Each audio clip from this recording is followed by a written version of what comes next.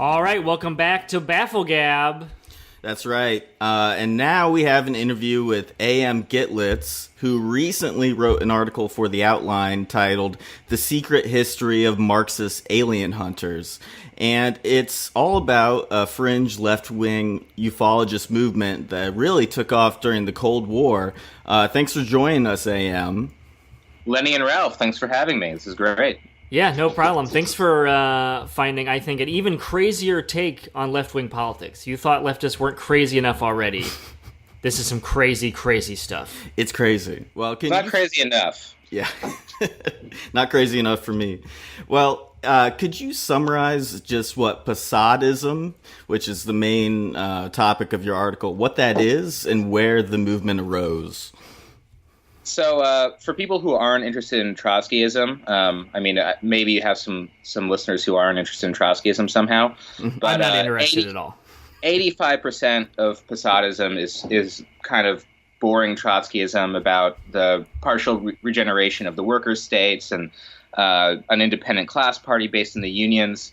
But it's became very well known, somewhat at the time that it was active between 1960 and 1981, but also in the last 10, 15 years for his interest in contact with aliens, the UFO phenomenon, and optimism that nuclear war would create socialism, and communication with dolphins. Okay, so let's take a step back here. Now, I'm a bit confused. We don't get communist on this show very often. So this is a question I've always had. If Karl Marx made communism, right, and we have communists, then what are Marxists? Is Karl Marx, is he a communist or a Marxist? And where do you fall in? Well, I don't want to talk too much about my politics, although I would say that Marxism is a branch of many different social sciences that study Marx, but Marx himself is not a Marxist, so I'm wary about the label of Marxism. I think it's sort of a different thing than communism. Mm-hmm. That's kind of a pedantic answer, but okay, I'll take it. We got to get Marx out of schools. I think that's what I got. Ralph requires pedantic answers on any political ideology that is not Paul Ryan conservatism. I prefer it. Yes. But Thank you. POSADism, I think my goal is to get POSADism back in the academy. Yeah. Right, and it has had somewhat of a resurgence. We went to Left Forum in 2017 and met a comrade communicator from the Intergalactic Workers League, I believe it's called. And, it's kind of been reborn as a meme culture. But just to get a little bit more on the background. So you say that a lot of these Marxist ufologists were actually Trotskyists. And as those familiar with Soviet history know, most of the Trotskyists were purged under Stalin in the 30s and 40s. So my question is, when POSADism arose in the 50s and 60s, did it attract followers in the, Communist Party of Russia, the CCCP itself? That was a major goal of POSADism, actually something that sort of set POSADists apart from other Trotskyists, is that, most Trotskyists, or a large percent of Trotskyists, believed that the Soviet Union was just bureaucratic. POSADists believed that it was regenerating, and he wanted there to be a historic re-encounter between the bureaucratic communist states like the Soviet Union and China and other what he called worker states, and the Trotskyist movement. And he saw his movement as being sort of a communist think tank for helping these states back. And part of what made him kind of weird and unique is he believed that his newspapers and his essays that were, realistically not very well distributed, probably never in the Soviet Union, was having an influence on world events. So, for example, in 1958, Mao said something positive about the prospects of nuclear war with the United States, and POSADists believed that Mao was basically cribbing notes from him. And he had the same opinion about Che Guevara's statements in favor of nuclear war. And even in the 70s, there was one of the high-ranking members of the Central Committee of the Soviet Union, Boris Ponomarev. POSADists believed he had an influence on him as well. So although we think of him as a very small sect, or his sect as being very small, he would argue that he was actually very influential to the world communist movement. Can you tell us a little bit? I want to get some of these guys' thoughts about the positivity of nuclear war. Because I, for one, do think nuclear war is positive as long as it's us going against Iran and North Korea in the middle of the night. We can wake up in a happier world. So can you give us some more insight into like what Mao and Che Guevara and POSAD was saying positively about nuclear war? So part of the theory of Bolshevism, or where Bolshevism sort of took power, was through the destruction of World War I. The Russian state was on the verge of collapse, and the Bolsheviks were able to seize power. So there's always been a streak of catastrophism to Marxist-Leninism. So after World War II, before World War II, actually, Trotsky predicted that World War II was going to be exponentially more catastrophic than World War I, and thus the prospects of revolution were all the better.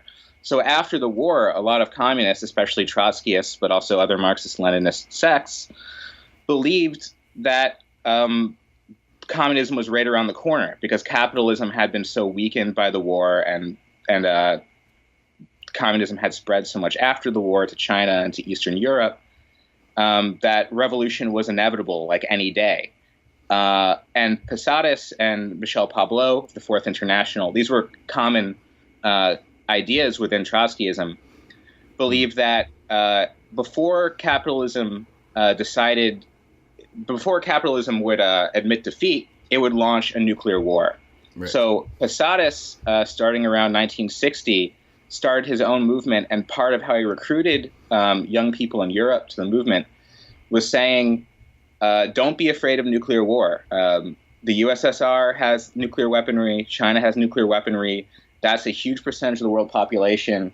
The war will be very costly. It'll kill millions of people. But afterwards, capitalism will finally be dead, and we can create international socialism.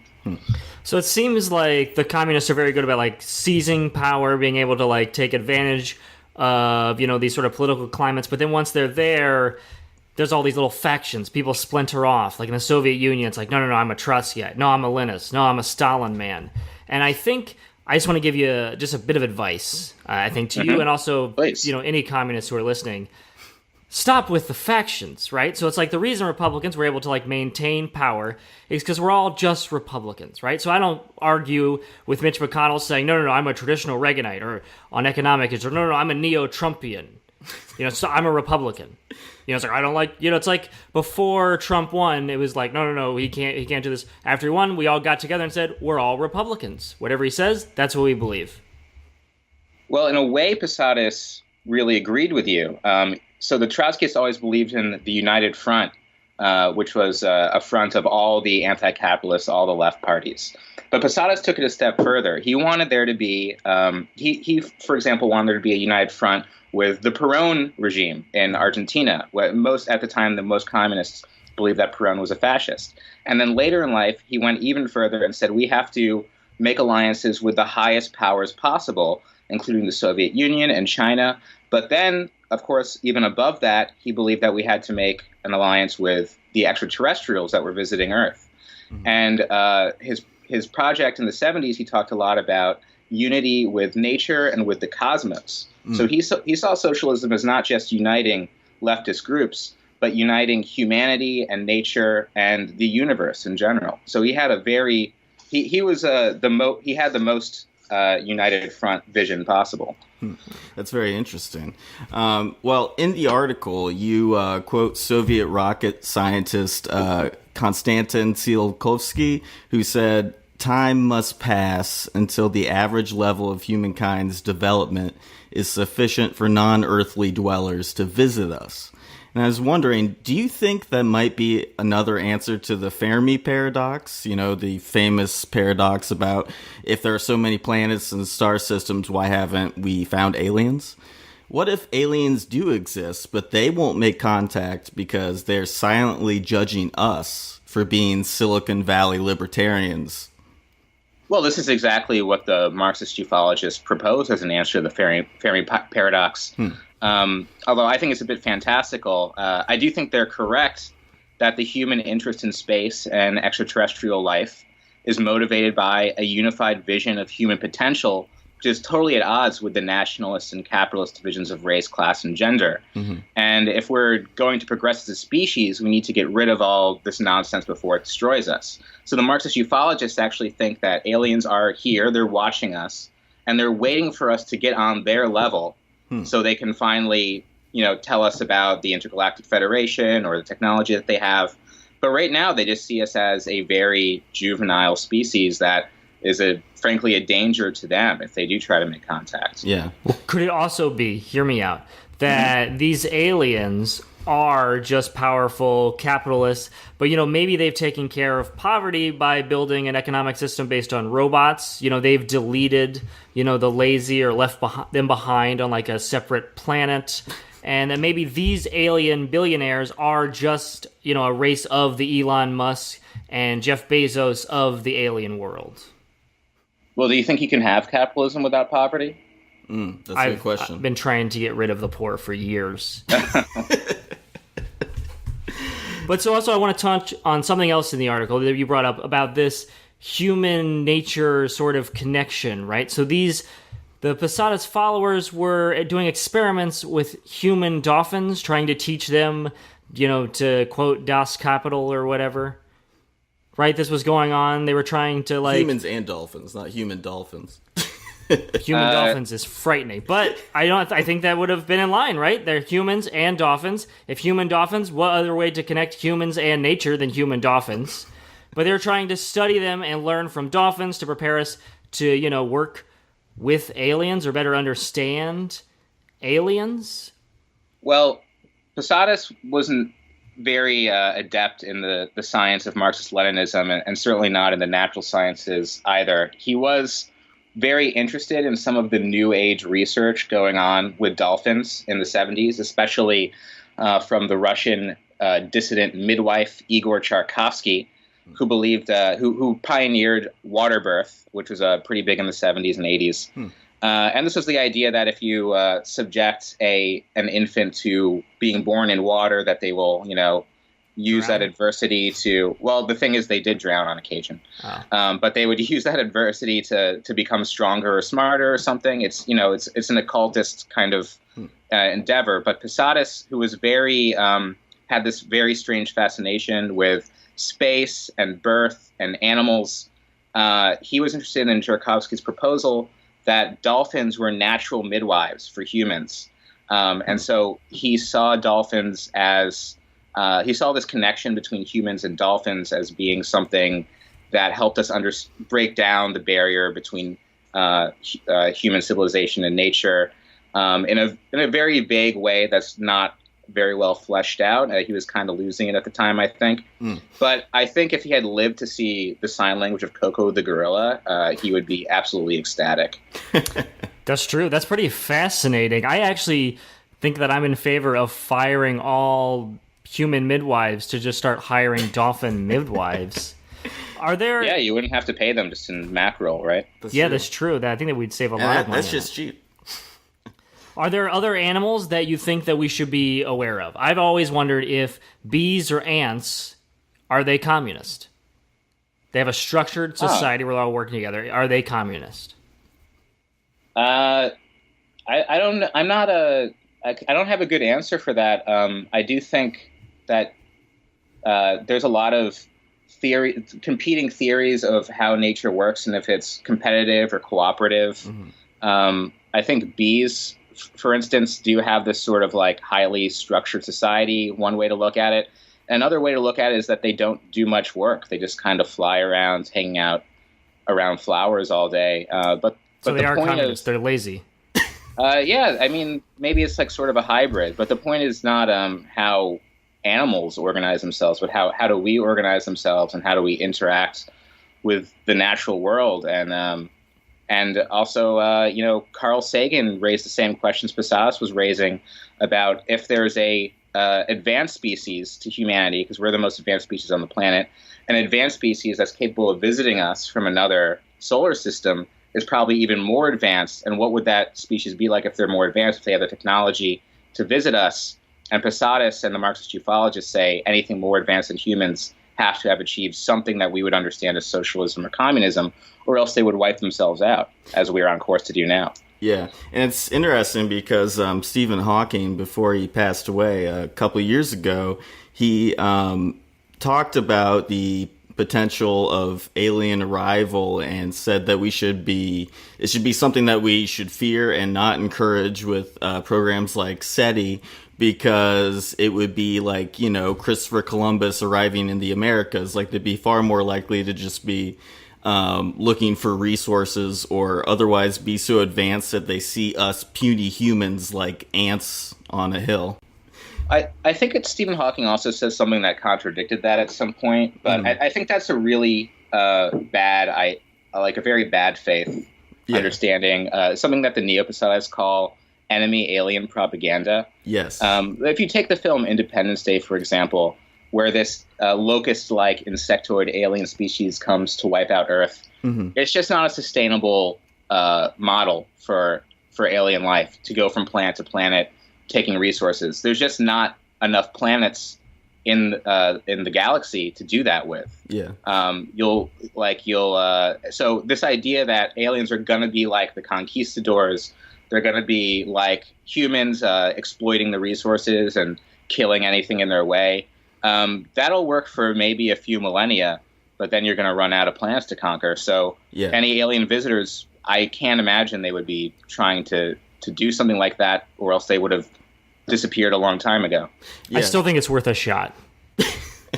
Well, maybe humans will try to do that, but it won't last for very long. That's true. Well, it's funny you bring up that enemy alien propaganda, because that was actually my next question. Independence Day would be a good example, but there are, countless others. But what about Star Trek? It's an American series, and I know that Posadism was largely a Latin American, European phenomenon. And, it did first air when the original Posadists were alive, and contrary to enemy alien propaganda, it portrayed a kind of fully automated luxury communist future that would have been consistent with Posadist beliefs. Did you come across any of Posadist writings on the series? So I actually wrote about Star Trek and Posadism last year for the New York Times. Okay. And I argue that Star Trek does portray this socialist vision of the future, which is very much in line with Posadist's essay on Flying Saucers from 1968, which is around the same time that Star Trek debuted. And it was so close to the time that Trotskyists actually speculated that Gene Roddenberry had somehow come across Posadist's essay, which I don't think is, to be honest, very plausible. And I also haven't seen that Posadist is influenced by science fiction. However, the tension of first contact that exists in a sci-fi like War of the Worlds, The Day the Earth Stood Still, and Star Trek all raise this important question of how do we as a society deal with information that will change the way we think and live. So if aliens came and brought us the tech for free energy or the replicator technology that's in Star Trek, where you can just make food instantly, would capitalists like Bezos and Musk try to patent it and artificially limit it to keep class society going, or would we let this knowledge change society? And part of the argument socialists need to make today is that we already have the productive forces to create a future where everyone on the planet has everything they need, can live the lives they want to live, and it's the capitalist system that keeps us mired in a terminal crisis of poverty, war, and environmental catastrophe. And so, although I'm not a believer in aliens myself, where Posadists and the Marxist ufologists were totally correct, is that any species advanced enough to visit us would not suffer from the same problems of modern man, and thus speculation about advanced extraterrestrials is a question of how we should revolutionize society today. Yeah. Wow. I think I still prefer more of like a Star Wars scenario where there's a Congress, there's still tariffs, all this thing still exists. There's imperialism. There's space imperialism. Yeah. Sure. I see Donald Trump close to like Jabba the Hutt. He's a larger-than-life figure, He's got a right-hand man all the time to laugh at his jokes. The White House is like his palace. People are always coming and going. Not to mention Space Force. Not to mention Space Force. That's the Empire in waiting. Yeah, that's true. So space. you like a Weimar era Star Wars where there's still some semblance of democracy before there's just a all out war between the Empire and the rebels. I usually turn it off 30 minutes before it's over every Star Wars movie. But so Space Force is very topical now, right? We're starting to build a new branch of the government. Mike Pence announced this week Space Force is real. Space Marines. Doom, Space Marines. Halo, all of our favorite first-person shooters will soon be a reality with Space Force. So it's been a lot of fun talking about, these sort of scenarios, but the real thing here is if war does break out, right? If tomorrow it's on front newspapers, aliens have attacked us, and there's an Earth draft, and everyone has to join, America's Space Force, because we're the only country that has a Space Force. Are you going to join? Only if there's a Death Star, because we do need to know how the Death Star works, what kind of shafts it might have. So in that case, I think I might go inside as a mole. For the rebels. Yeah, it's another animals Trotskyists really like is the mole. That's true. All right, well, in that case, I hope you're one of the stormtroopers that dies by being hit by a laser once. I might be like Finn. I might be a stormtrooper for a couple years and revolt. I think Han Solo actually did that in Solo as well. Oh, yeah. I haven't seen that one yet. Well, we've been talking about POSADism, and, just to be real for a moment, I would say it has to be one of the goofiest left-wing niche cultures of today. Even if so many modern POSADists are mostly being ironic, it does kind of look ridiculous to outsiders. So my question is, would you agree with that assessment, or is there an even cornier current of Marxist thought in your view? So I try to be careful to distinguish Orthodox POSADism of the POSADist Fourth International, which still exists, by the way, and the neo-POSADism of memesters like the Intergalactic Workers' League POSADist and the DSA POSADist caucus. But I think even the ironic POSADists are far less corny than the traditional Marxist-Leninist groups that you might see in May Day in New York City or the Left Forum. Oh, yeah. That's why for the last couple of years, I've been attending these things with Comrade Communicator of the Intergalactic Workers League, who has a saying of first time as tragedy, second time as farce, and third time as LARP, and treats these events like some mid-20th century workerist Renaissance fair. Yeah, that's cool, though. I mean, that sounds pretty cool, like Marxist LARPing. I'd be into that. As long as you know you're doing it. Right, exactly. Well, so can you also touch on, I think a lot of our listeners are probably familiar with the popular TV show Ancient Aliens. That's true. And how that ties into your article, right? It goes back to a book by this Italian Antifa. Right? He's an Italian Antifa. Oh, he was an Antifa. That's absolutely true. He was a partisan, and he fought the Nazis in the siege of Berlin. I didn't know that. Yeah, as Antifa have throughout history. Can you talk a little bit about his ties to the birth of Ancient Aliens, where, the theory that aliens came down and showed us how to make the pyramids? Well, this is Peter Colosimo, an Italian writer, and he is credited as coming up with the Ancient Aliens theory. And Wu Ming, the Italian autonomous fiction collective, which was in the news recently as possibly inspiring the QAnon phenomenon. That's right. They love Peter Colosimo, and they say that his writing was actually sort of a alternative reality experiment, or an alternative fiction, a pseudo-historical experiment to get people thinking that this capitalist realism that we see today, there's other ways of understanding history and understanding the future and understanding humanity's place in the cosmos. And they think that the theory of ancient aliens was developed to get us questioning the bourgeois sciences, essentially. And Wu Ming also regret that this sort of backfired, and people like Eric von Daniken and this guy who's on Joe Rogan all the time, his name escapes me right now, took it in a completely reactionary direction, where they used it to argue for this theory that all of the races on Earth are from different origins. Wow. And this is something that you get people like Joe Rogan more or less co-signing today. So they say that this was they connect this with kind of the way revolutionary ideas have been dulled and reified into capitalist logic. William, I want to thank you for bringing up QAnon, so I didn't have to. So to our listeners, what's your position on QAnon? I think that, this guy clearly has Q clearance, or, why would he say that if he didn't have that? It's the internet. You can't just lie on the internet and misrepresent who you are. So and there's a lot of clues. It's heavily moderated, so it's there's a lot of clues. Reasonably, it's legit. Yeah, there's a lot of clues in there that says what he's saying is true. And there's a lot of, you can see things a lot of different ways. It's kind of like when people debate where the Springfield and the Simpsons is from. There's a lot of clues for all kinds of things, but I think there's some truth there. And I will say you can't prove it's not true.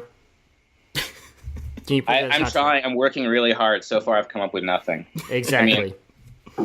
I've seen these screenshots where they say what the president tweets like 20 minutes beforehand. And yes. Is there a way to fake a screenshot? I don't think so. I don't think so. Yeah, you're right. There was 4chan, QAnon posted a thing on 4chan where he said from sea to shining sea. Trump said that same day later. How could he know? How could he know? Wow. Anyway, AM, I want to thank you for being here, for filling us in on this. The article is The Secret History of Marxist Alien Hunters. It was in the outline. Anything else you want to plug? Yeah, you can follow me on Twitter at SpaceProl, and you can listen to my podcast, The Antifada. I'll actually be talking to Comrade Communicator in this week's episode. Oh, cool. And last week we had the Chapo guys on, so please check it out. Nice. Wow. That's The Antifada, right? That's right. Cool. All right. Well, thank you so much, AM. It was a pleasure. You too, guys. All right. Bye. Take care. All right. Now, coming up, we have a twofer. A Baffle Gab hero, and a Baffle Gab bonehead. Who will win?